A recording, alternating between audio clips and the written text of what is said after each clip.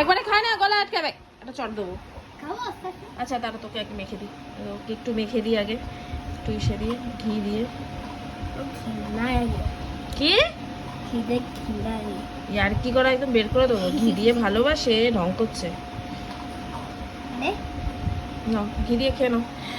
আর আমি এবার একটু শাক দিয়ে মাখি। বেশি বেশি তো মাখা যাবে না, আর এমনি তো ভালো লাগে না খুব একটা শাক পাক দিয়ে বেশি, অল্প অল্পই ঠিক আছে।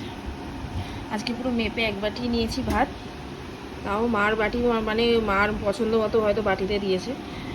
যাই হোক চলো খেয়ে নিই। শাক দিয়ে হেভি লাগে কিন্তু, হ্যাঁ একটু শাক পাতারই খাওয়া ভালো, সবার শরীরের জন্য খুব ভালো। আর সবাই একটু শাক পাক বেশি করে খাও, যা গরম পড়েছে শরীরের জন্য একটুখানি এগুলো খেতেও হবে, সুস্থ থাকার জন্য খেতে হবে।